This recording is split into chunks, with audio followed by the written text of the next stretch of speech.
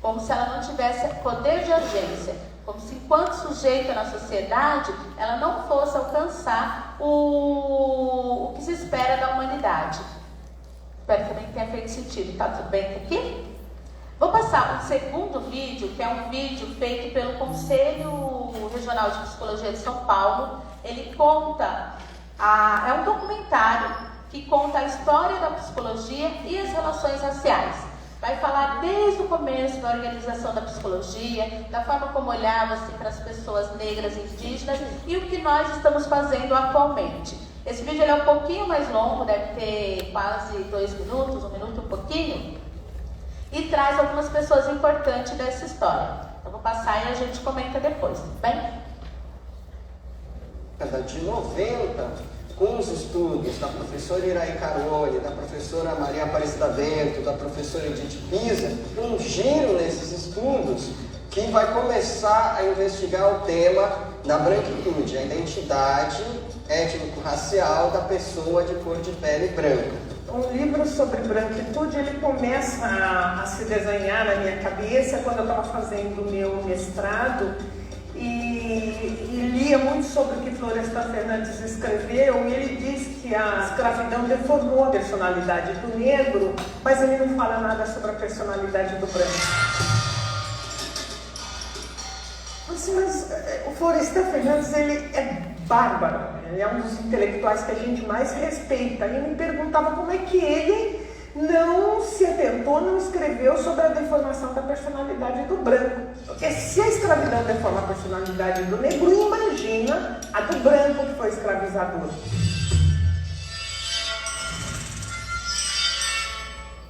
E as pessoas não gostavam muito dessa discussão, né? Porque ele é muito respeitado no movimento negro, nos territórios progressistas, e eu respeito ele, mas eu só pensava, se um cara dessa envergadura, com essa visão que Florestan Fernandes tinha, não consegue ver o lugar do branco nas relações raciais brasileiras, a gente precisa prestar atenção nisso.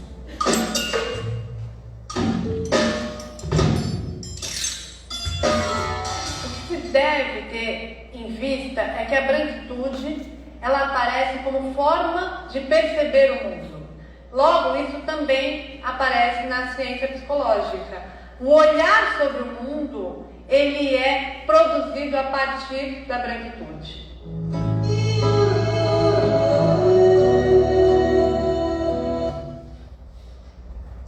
Vocês já estudaram aqui esse conceito, branquitude? Teve alguma aula que chegou a abordar esse conceito? Mas quando Cida Bento e Lia Weiner falam, faz sentido para vocês uma forma de ver o mundo? Uma forma de ver o mundo que se entende a norma, que acredita que quem foi racializado foi o indígena, negro, a pessoa descendente asiática, então japoneses, e a gente racializa de uma forma de construção de estereótipo. A gente até coloca as pessoas asiáticas dentro de uma mesma construção estereotipada e mal consegue diferenciar descendentes de japoneses, de coreanos e de outras origens. E o que acontece com isso? A partir de uma lógica de dominação, alguém que lembra que antes vendia shampoo para cabelos normais? As pessoas mais velhas, né? Hoje não tem mais. A gente consegue entender que a questão do cabelo tem a ver com diferença de texturas. Mas a pessoa branca, de cabelo liso, era a pessoa que entrava no mercado para comprar shampoo para cabelos normais. Os outros cabelos que não fossem dela não eram normais. E aí definir qual é a norma é definir um lugar de centralidade no mundo, e a branquitude ela é definida dessa forma. O que advém dessa definição, dessa construção e organização da nossa sociedade, dessa lógica hierarquizada de pessoas? É possível que uma pessoa branca, ao observar humilhações, violências, chacotas, letalidade voltada ao extermínio apenas de indígenas, genocídio da população negra, ela desenvolve em si uma pseudo-superioridade. Começa a acreditar que, de fato, ela carrega algo que é muito especial. Porque ela não a vida dela não é acometida por todas essas violências estruturais. E aí exige um esforço, que é um esforço reflexivo, que advém também de um processo psicoterapêutico, para que essa pessoa possa pensar sobre si, sobre o outro e sobre a sociedade que ela vive. E aí deixar de contribuir para essa engrenagem de discriminação, para essa engrenagem de sofrimento. E como que pode fazer isso? A partir de uma postura que os estudiosos de branquitude têm feito, que é como você pode ser uma pessoa branca com uma postura crítica. Porque vai ter a branquitude que entende, não, de fato, eu sou a melhor, eu represento a humanidade e mereço o que tem de melhor na humanidade. E vai ter aquelas pessoas que vão entender o processo histórico e vai falar, olha, durante a organização da nossa sociedade, na história da humanidade, as lutas por dominação fizeram com que, estou falando de colonização, né? Estou falando da invasão de territórios, de extermínio das pessoas que estavam nesses territórios e da imposição de um jeito único de ser e estar no mundo. Esse é o resultado da colonização. Quando os territórios foram invadidos, e nós vivemos num território que foi invadido em 1500 e colonizado, existia ali uma bandeira de se levar civilização para esses lugares. Essa civilização, esse princípio civilizatório, destruía toda outra vida que existia lá. Eu tenho uma colega psicóloga indígena que ela sempre busca corrigir uma expressão que é muito nossa, principalmente de lugares urbanos, que é: ah, quando eu cheguei aqui não tinha nada, só tinha mato. Alguém já ouviu isso? Para uma pessoa indígena isso é tão violento. Para uma pessoa negra isso é tão violento, porque o contato com a natureza ele não foi quebrado. Etnias indígenas entendem que o sol é um deus, o rio é um deus, o rio é uma entidade viva. A gente não pode poluir o rio porque a gente está matando uma entidade viva. A mata é viva. Dizer não tinha nada é não conseguir enxergar o quanto de vida que existia naquele lugar. É não conseguir enxergar o quanto o processo, bem entre aspas, civilizatório, destrói vidas. O que vive na mata? Os animais. Hoje a gente está sofrendo com as fumaças das queimadas e a gente está começando a se sensibilizar um pouco mais. Mas é super importante pensar, olha só como é tão naturalizado. Porque até os nossos familiares falam, não, mas antes aqui não tinha nada. Só tinha mato. Mato é muito importante, é muita vida. E é lugar de moradia para as pessoas também, né? Para as pessoas indígenas.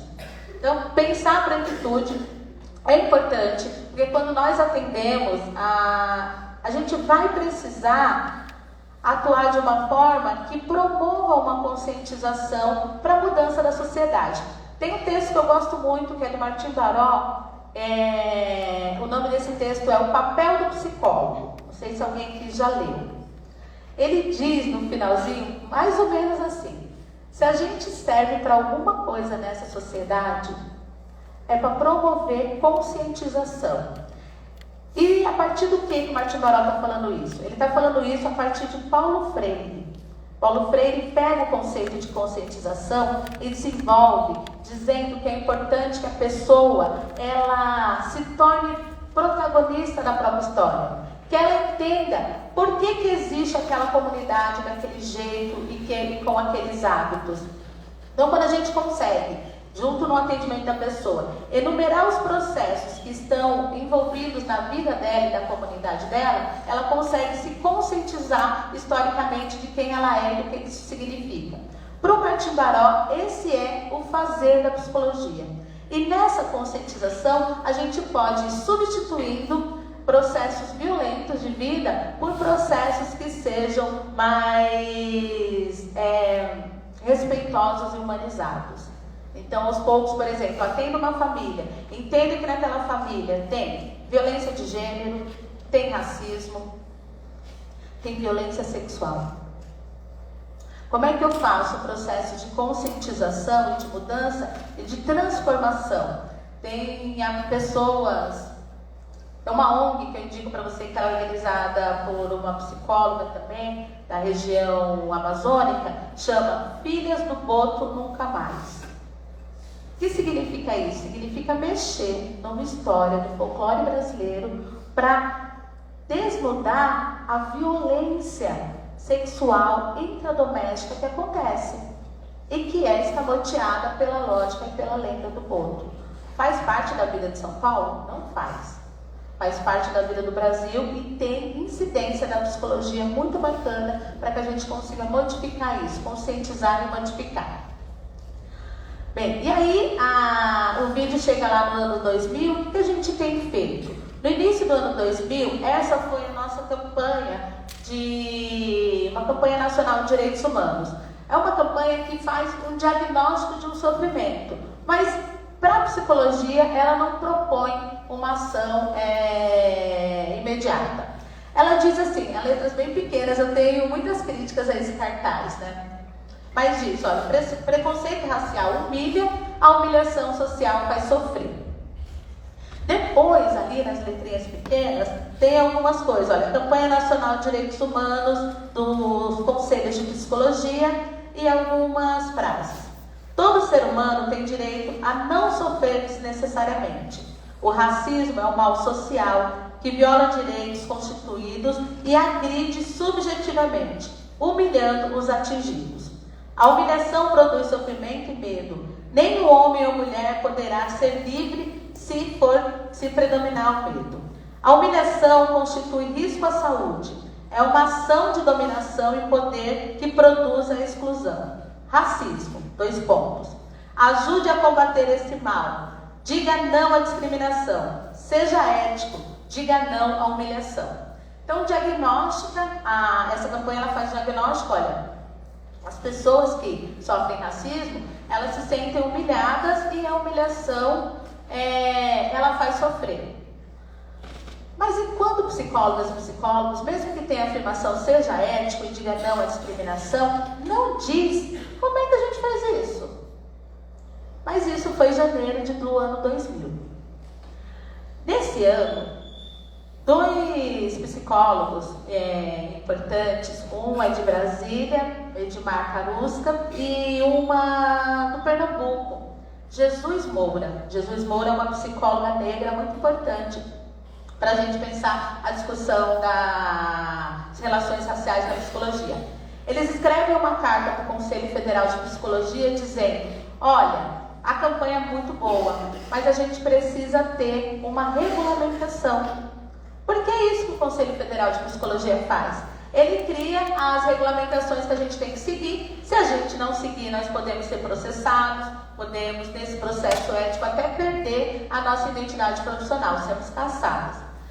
Então, quando eles escrevem a carta, o Conselho Federal de Psicologia começa a se organizar a partir da carta, fazer discussões nacional, e 2 anos depois, temos a publicação de uma resolução, que é a 018 de 2002, que diz como tem que ser a nossa atuação diante da discriminação racial.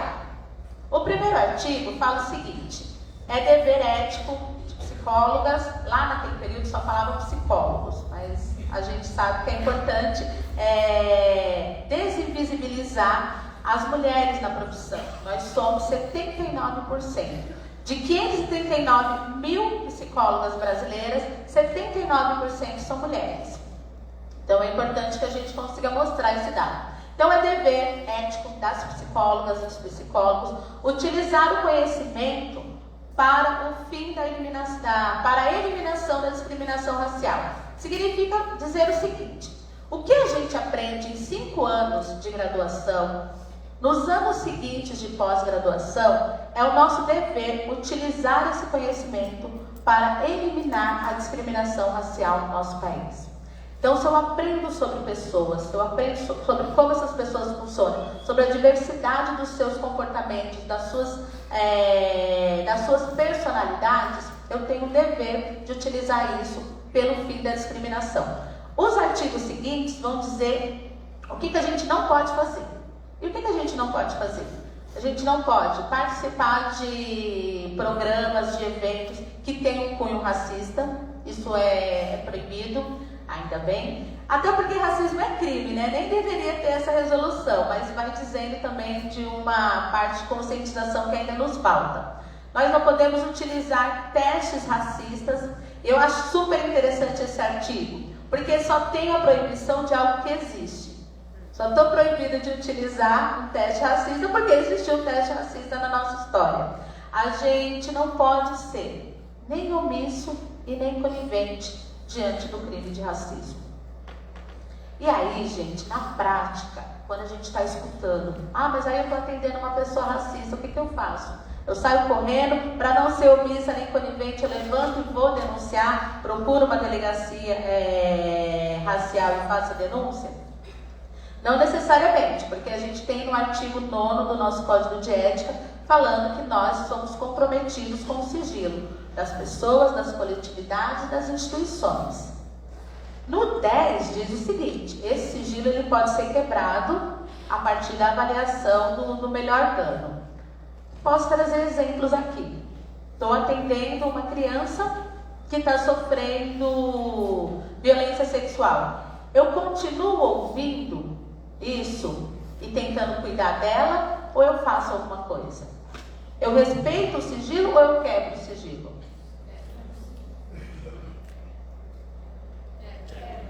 A gente quebra. Mas, gente, como é que a gente quebra o sigilo? A gente precisa saber onde que está o conselho tutelar.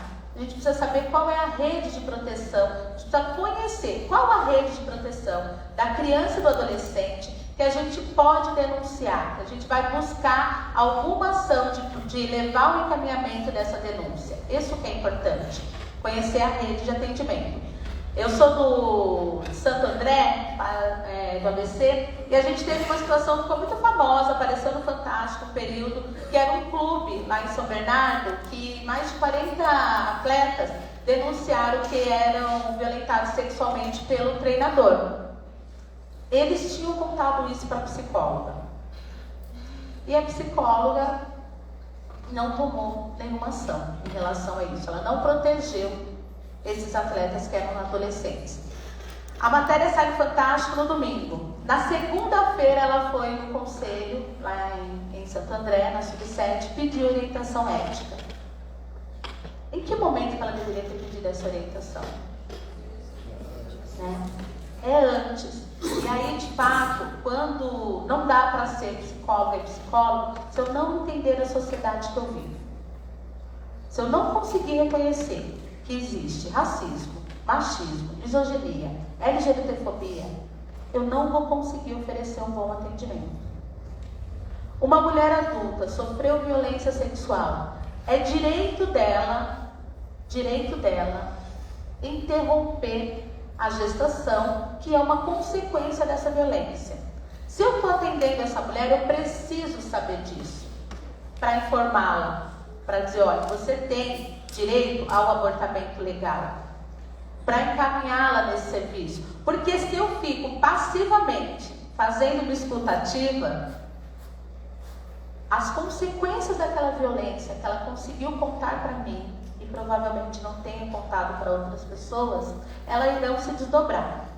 Então essa mulher, ela tem direito do atendimento de profilaxia após a exposição, que é para evitar que ela fique, que ela contraia ISTs. E ela tem direito também de interromper a gravidez da consequência dessa violação. Ainda que o nosso poder legislativo esteja discutindo isso, essa legislação é vigente. E se a gente escuta uma mulher e não toma nenhuma atitude, não conhece a rede, não conhece o direito dela, nós estamos violentando o direito dela novamente.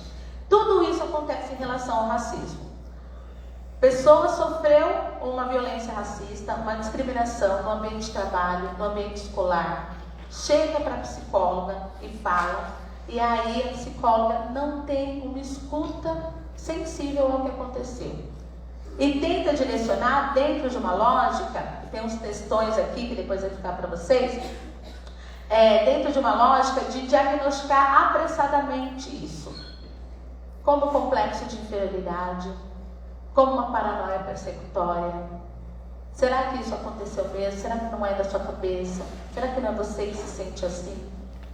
Toda vez que eu vou no banco, a porta do banco trava só para mim. Ah não, mas está perceptória. Gente, é difícil reconhecer que existe racismo. E que a polícia vai parar, vai matar e mata as pessoas negras. Então acho que é importante a gente conseguir ouvir, entender, para quando a pessoa chegar até o nosso atendimento, a gente não cometer uma segunda violência com ela. De negar o que está acontecendo e de gerar aprofundamento nesse adoecimento. Eu só queria mostrar uma publicação que a gente tem feito, que é essa daqui, Relações Raciais, referências técnicas para a atuação de psicólogas.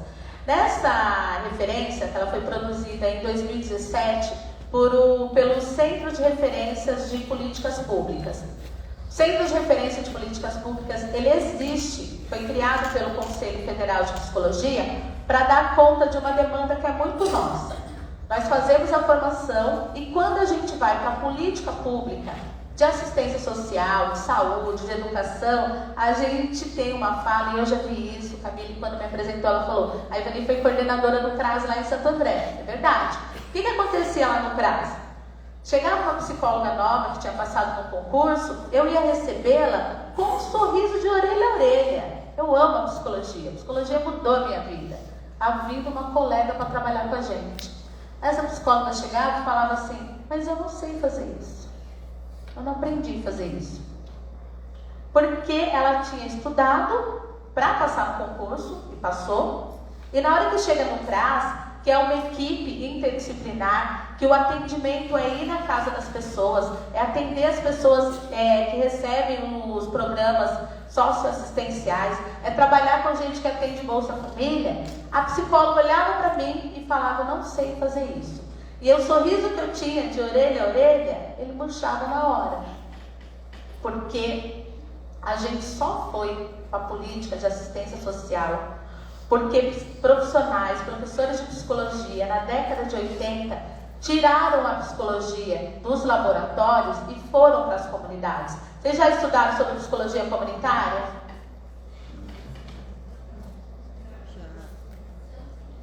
Psicologia social comunitária? Sim. Ai, o sorriso indo embora também. Sim, né? Então, é esse momento, quando tem a história da Abraço, tem a história da gente indo para as comunidades, de não fazer mais não fazer apenas a psicologia da relação dual, mas da relação da transformação da comunidade, foi esse conhecimento da psicologia que fez com que a política de assistência social dissesse, é bom ter psicólogos na equipe. E aí a gente tem legislação, uma equipe mínima para abrir um serviço de assistência social tem que ter uma assistente social e uma psicóloga, porque a política pública confia na gente. Como é que a gente chega lá e fala que não sabe fazer? Como é que a gente chega lá e diz, não, mas não aprendi isso? É exatamente por sermos profissionais que são convocados a dar respostas quando a vida está sem sentido, quando as pessoas estão com dificuldade, que a gente é convocado para trabalhar na superação geracional da pobreza. Então, essa referência é feita por esse centro de referências, que produz referências sobre lugares em que a nossa formação não dá conta de levar todos os elementos. Então, a gente tem referência para trabalhar nas questões raciais, sistema prisional, mulher em situação de violência, criança e adolescente, povos indígenas. A gente tem uma vasta referência exatamente para que a gente não possa dizer, eu não sei fazer isso. Esse documento está organizado, vou encerrando um pouquinho para a gente poder discutir, em 5 eixos. O primeiro eixo conta a dimensão histórica, ideológica, vai explicando para a gente conceitualmente o que é o racismo, né, e como ele vai se formando no Brasil. Fala dos âmbitos do racismo de forma pedagógica, divide na dimensão institucional, interpessoal e intrapsíquica.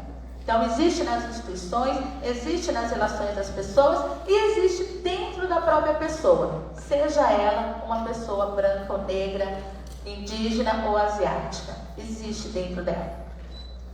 E vai falando para a gente sobre o enfrentamento político que foi feito primeiro pelo movimento negro, e o movimento negro faz isso na educação, faz isso na psicologia, faz isso em outras áreas, faz isso na saúde, e a gente precisa reconhecer, e também vai dizendo como é que a gente consegue, então, utilizar ferramentas de promover a igualdade racial nos espaços em que nós estivermos. Gente, eu vou parar por aqui para ver se a gente tem alguma dúvida que pode ficar mais interessante. Falei bastante, né? Mas eu nunca consigo parar. E aí, peraí, só um pouquinho. Vou ler um último texto e aí a gente para. Tem algo aqui interessante que é uma indicação de livro. Esse livro do professor José Leão Croci, chamado Preconceito, Indivíduo e Cultura, ele traz pra gente várias teorias sobre preconceito. Explica como que funciona a dinâmica da pessoa preconceituosa. Ele vai falar da personalidade autoritária, do pensamento generalista. E aí eu destaquei uma frase super importante, né? Vocês viram que antes tem uma foto de uma violência, né? Um senhor negro, ele é um médico cubano, chegando no Brasil e sendo recepcionado pela nossa classe média. A violência sutil ou manifesta exercida pelo preconceituoso é a resposta a uma violência sutil ou manifesta gerada inicialmente pela cultura. Por que é importante saber disso? Esse argumento não deve servir para a gente desresponsabilizar a pessoa. Ah, ela está sendo preconceituosa porque o Brasil é um país preconceituoso. Esse argumento serve para a gente conseguir entender a origem, a gênese do preconceito. Compreender, mas não justificar. E aí tem um texto do Zeca Moura com a Jussara, e eu vou encerrar com ele. Tudo isso que foi discutido interfere no processo de construção da subjetividade. Para compreender a superação desses efeitos nos indivíduos que foram golpeados pelo racismo e pelo preconceito racial, o preconceito racial ele precisa ser percebido por quem o pratica e por quem o sofre. Ele precisa ser admitido como algo que age em nós. Em nós que o praticamos, em nós que o sofremos. Age diferentemente nos que praticam e nos que sofrem, mas age em ambos. Quem pratica o preconceito provoca uma ruptura com o pacto social. Destitui o outro do seu lugar na comunidade humana. Vai na contramão da humanização. Quem sofre o preconceito é colocado fora do pacto da comunidade humana. É deslegitimado de tal maneira que reedita uma condição de desamparo, levando à angústia. Não é qualquer tipo de sofrimento, é angústia, na ordem do desamparo absoluto, um sentimento ligado ao impacto da experiência de desumanização que marca corpo e subjetividade. Esse texto é um texto sobre racismo, preconceito e subjetividade, da Jussara Dias e do professor Zeca Moura da USP. E quando a gente consegue cuidar das nossas crianças, desejar que elas venham ao mundo da forma como elas são, como elas devem vir e existir, a gente consegue ter uma outra construção de subjetividade. Essa, por exemplo. Isso, então deve ser assim, não é peruca. Então, no que eu falei, não é peruca, meu cabelo não é liso e eu sou preta. Entendeu? Obrigada, gente, pela atenção. Espero ter contribuído.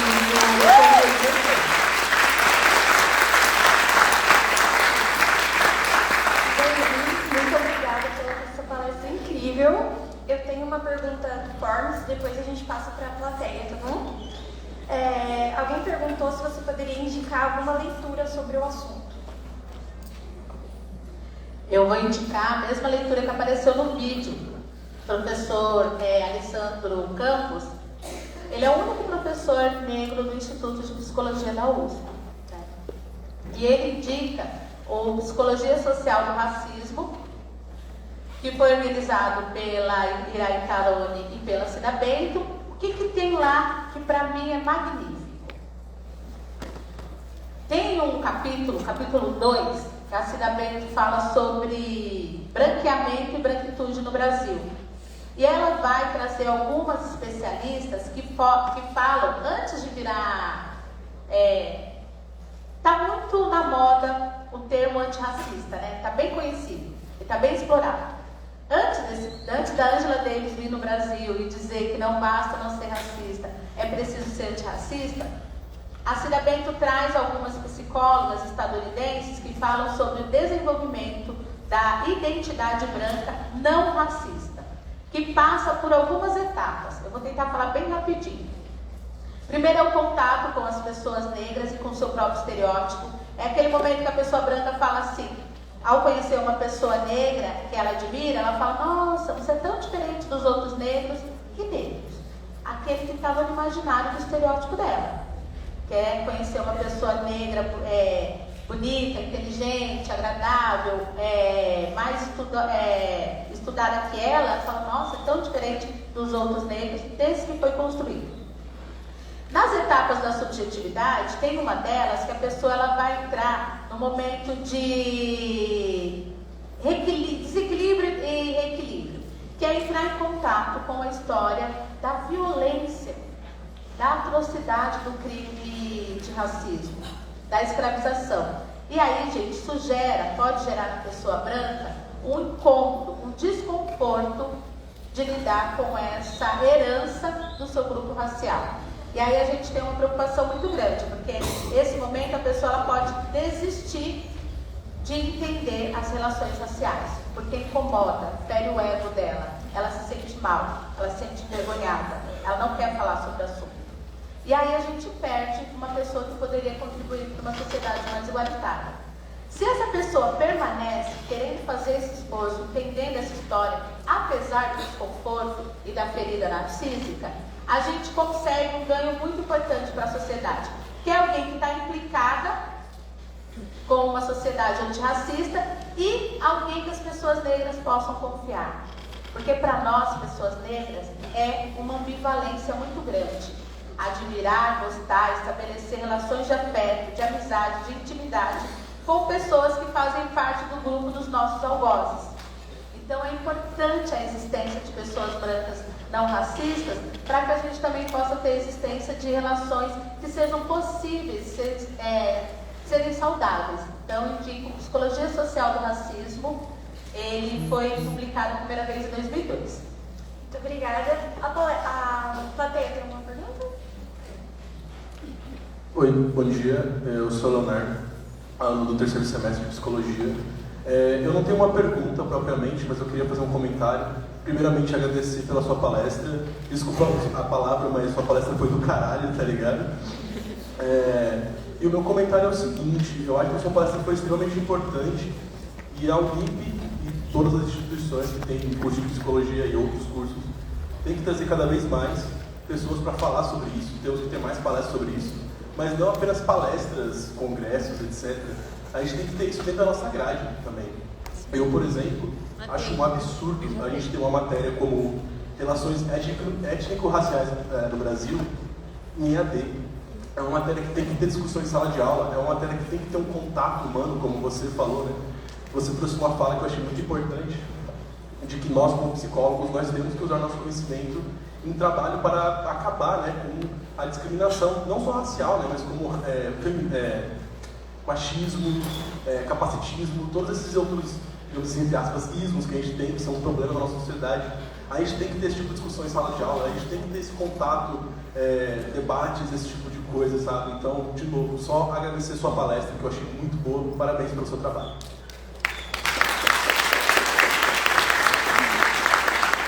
Obrigada pelo seu comentário. Ele me dá a possibilidade de agradecer, né? E agradecer o corpo discente, vocês.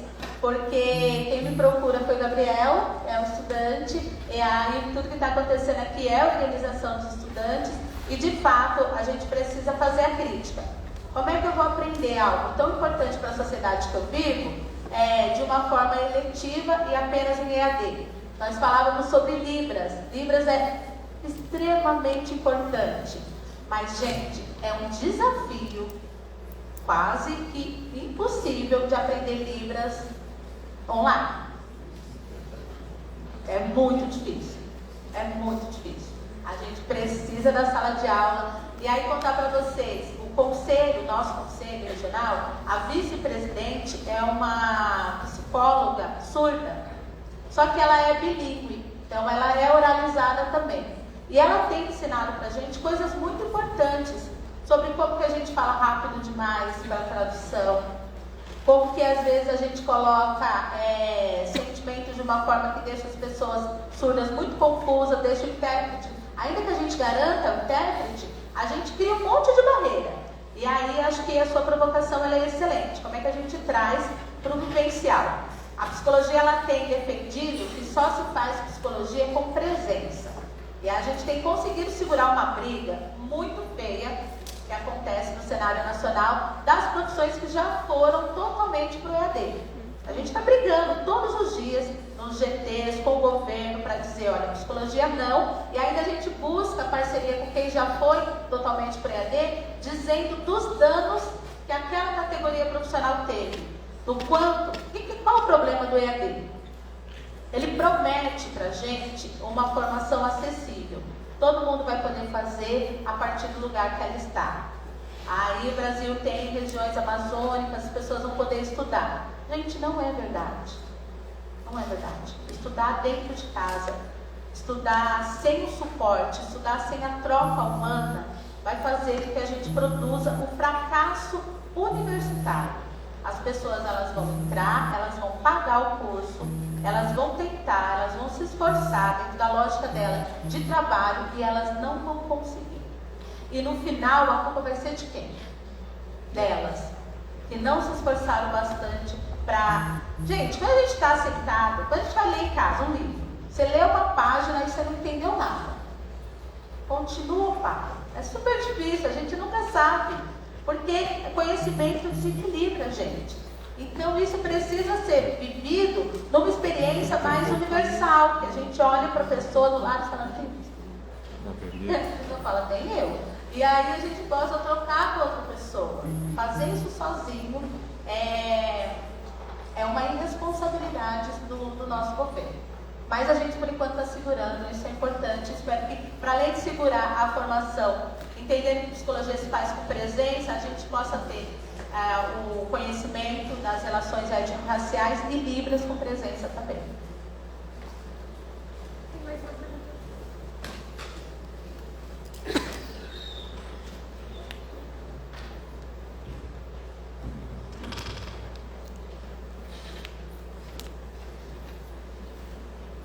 Olá, bom dia. Meu nome é Raquel, estou no 5º semestre de Psicologia. E me chamou muita atenção o primeiro vídeo que você mostrou, porque eu tive esse vídeo na aula de Psicologia Social. E ele me marcou muito, eu tenho uma filha de 9 anos, e ele me marcou assim intensamente.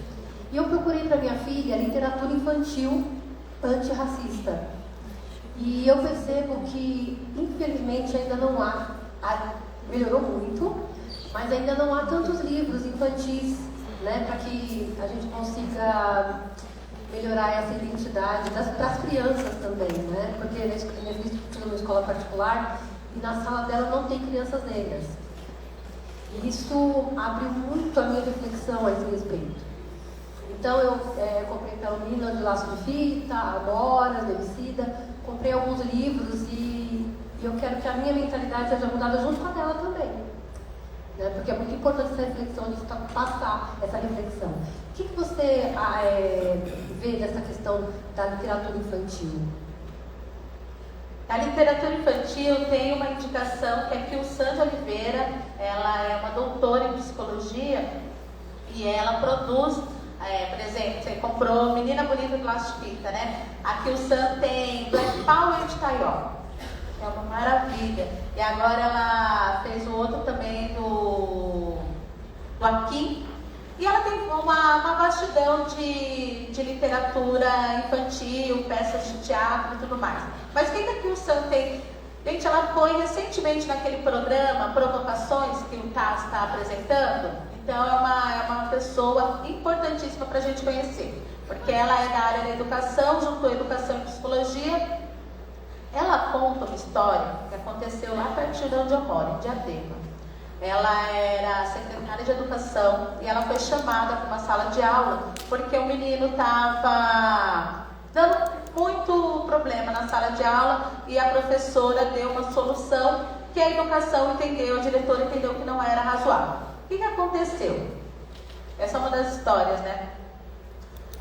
O menino estudava em Diadema, o pai dele deu a orientação de que não era para ele sentar perto de pessoa preta. Vou escolher contar essa história, Raquel, porque é muito interessante a sua postura antirracista, de buscar referências para sua filha, para que ela possa se relacionar de uma forma digna, justa, com uma outra criança negra. O pai orientou o menino, olha, você vai para a escola e você não vai sentar perto de preto. Mas ele estudava em Diadema. Diferente da escola particular da sua filha, que não tinha crianças pretas, a sala de aula desse menino tinha criança preta para todo lado. Ele chega na sala de aula e ele começa a chorar. Meu pai falou que não é para eu sentar perto de preto, não sei o que, não sei o que, não sei o que, e começa a chorar. Um dos elementos do racismo também tem a nossa fidelização com a nossa família. Uma coisa que foi ensinada, né? Não anda com gente assim, não anda com tal. Que a gente também precisa superar para não sermos preconceituosos. A gente precisa romper.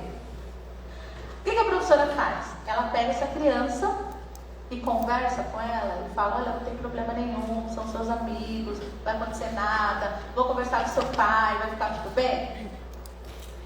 Ela pega ele e coloca do lado dela.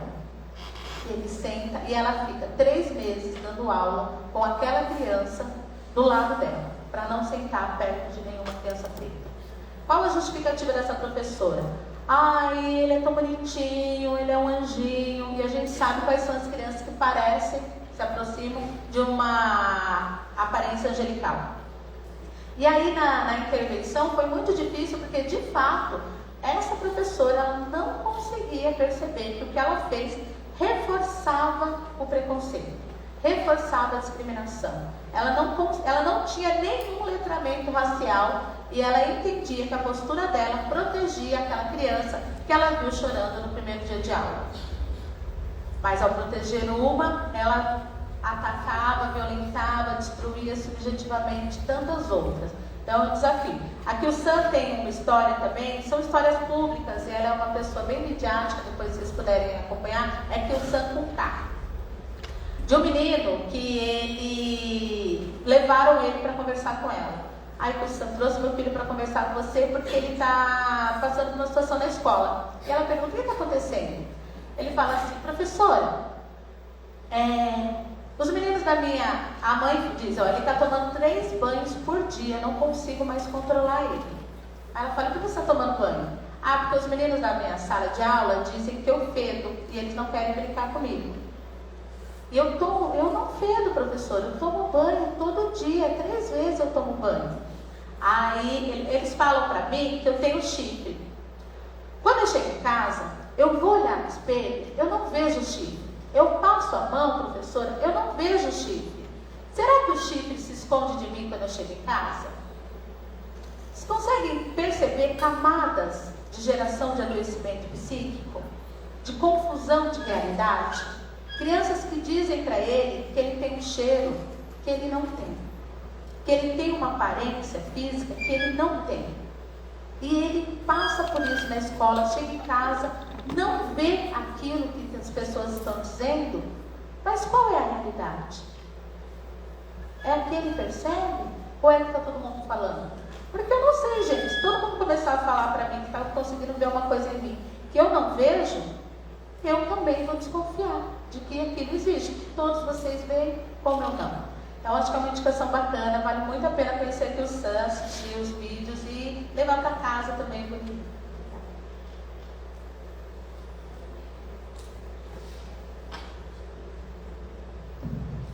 Desculpa. Eu gostei muito da palestra, queria agradecer também.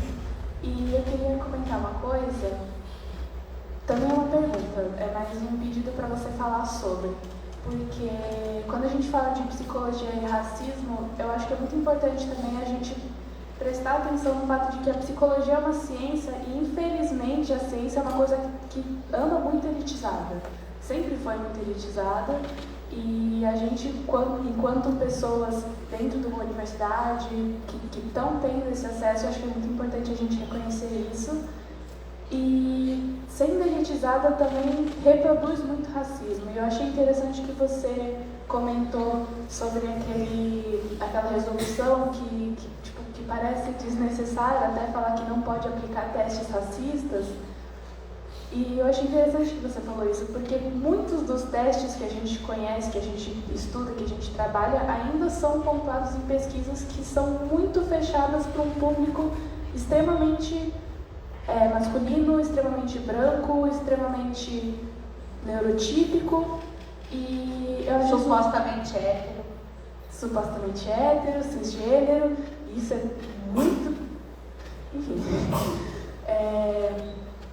Mas eu acho que isso é uma coisa muito interessante de se falar e eu acho que talvez seria interessante você falar sobre isso, porque tem tudo a ver com o tema. O que eu vou poder falar sobre isso, né? Sobre sermos uma categoria profissional elitista? Verdade. E ainda tem uma coisa que vai só piorando na nossa história. Nós fomos regulamentados dentro da ditadura. A psicologia, ela serviu muito para separar classes. Quem estuda a psicologia escolar, aplicar teste de QI e separar as salas de aula daqueles que vão ter futuro, sucesso, né? E daqueles que não vão ter. A gente fazia isso. A gente, dentro do sistema prisional, agora estamos lutando pelo fim do exame criminológico que assegure que a pessoa não vai reincidir. Não tem como uma psicóloga falar isso. Vai depender do que vai acontecer com ela, qual é a política de reinserção social que vai acompanhar aquela pessoa, né? Porque se ela for colocada em condições que fizeram que ela entrasse em conflito com a lei, ela vai entrar novamente. E a lei entra em conflito com as pessoas. A discriminação da maconha é isso. A lei entra em conflito com as pessoas pretas e pobres. A guerra contra as drogas não é contra as drogas. A guerra é contra as pessoas pretas e pobres. São elas que morrem. Existem muitas pessoas que usam drogas de vários tipos, lícitas ou ilícitas, e que não vão ter a mesma abordagem de pé na porta e tiro na cara que as pessoas pretas terão. Tem alguns países que estão descriminalizando a maconha e anistiando as pessoas que foram presas e promovendo uma liberação a partir da produção dessas pessoas que pagaram por uma questão de preconceito. A maconha, a forma como a maconha foi criminalizada é preconceito racial. Então, os valores da elite, eles estão no fundamento da nossa ciência psicológica, eles estão. Qual o nosso desafio? Alargar essa epistemologia. Não peço para vocês que dispensem o que vocês estão aprendendo. Peço para vocês que vocês busquem mais. Né? Vocês possam buscar mais. Quando brinco assim, supostamente hétero. Supostamente hétero, porque teve muitas pessoas que esconderam a sua sexualidade para poder sobreviver. Quando a questão da sexualidade é entendida como doença mental. Quando não é doença mental, é pecado. Né? E aí a gente tem um compromisso com essa população. Em relação à questão racial, né? Em relação ao racismo, tem algo que está acontecendo na sociedade, que é pessoas negras que agora podem pagar por psicoterapia, têm procurado profissionais negros e negras. E aí, a gente que está do lado de cá precisa entender uma coisa. A pessoa que busca o serviço, ela tem direito de buscar. Uma pessoa mais velha, porque faz parte do sintoma dela e da construção de resposta. Por que ela vai procurar uma pessoa negra? Porque ela entende que o que ela tem a dizer, uma pessoa branca não vai conseguir entender. Talvez seja verdade. E talvez a construção do processo psicoterapêutico dela precise disso. Tal qual uma pessoa pode procurar um homem, uma mulher, uma pessoa mais velha e tudo mais.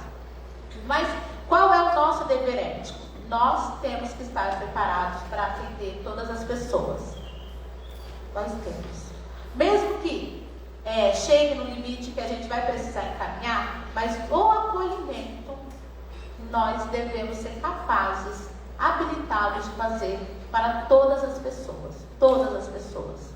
E aí é bem interessante para a gente não ficar debatendo ou rebatendo, é racismo reverso ou qualquer outro tipo de neologismo que tem surgido, né, atualmente. Mas entender, enquanto profissional de saúde, e essa é a área que nós estamos, a gente tem que estar habilitado e preparado para atender todas as pessoas. Se a população específica tem buscado algum tipo de atendimento específico, a gente pode ler, tem um artigo da Marisete Gouveia com a professora da UNB, gente, minha amiga, vergonha, tá gravando, eu esqueci o nome. Valesca Zanello, vocês já devem ter visto a Valesca no Fantástico, ela fala muito de saúde mental e gênero. Aí ela teve uma doutoranda, a Marisete Gouveia, que elas escrevem um artigo sobre mulheres negras e psicoterapia. E vai mostrando como que a nossa empatia é falha quando nós atendemos mulheres negras. Nossa, todos os profissionais da psicologia, homens, mulheres, brancos, negros, indígenas, asiáticos, a gente falha quando a gente atende essa população, porque as questões que são importantes para elas a gente não aprofunda. E aí nesse artigo as duas pesquisadoras vão dizer, é como se levantasse uma parede de vidro na psicoterapia. A gente auxilia em outras questões da vida, mas na questão da demanda que versa sobre solidão. A solidão ela não é só afetiva, relacional, sexual. Ela é escolar, ela acompanha a vida daquela pessoa. Acabei de falar, olha, uma orientação não se sente do lado de criança. É dessa solidão que a gente está falando. É da solidão de não ter par, de chegar nos lugares e ser a primeira. Eu fui a primeira presidente negra do nosso Conselho Regional. É uma droga. Por que uma droga? Porque aí tudo que eu fiz naquele período fica aparecendo porque a pessoa negra ela responde pelo grupo. Se eu venho aqui e faço uma palestra muito ruim, não dá para chamar palestrante negro, porque eles falam com muita violência, ou eles falam muito assim. E aí você o racismo faz com que generalize como se todas as mulheres negras fossem como eu sou. Uma pessoa branca, ela tem o direito de errar e não comprometer o grupo dela. É ela. Eu não gosto do fulano. Fulano é meio esquisito, mas é só o fulano. Não é o grupo dele. Não é o grupo todo de professor de psicologia social, ou de homem, ou de tal. Então, acho que é bem interessante pensar nisso. Que dentro da lógica elitista, a gente pode construir, tem gente construindo uma psicologia próxima da realidade brasileira, e tem valido muito a pena construir essa psicologia. Muito obrigada, Dani. Obrigada.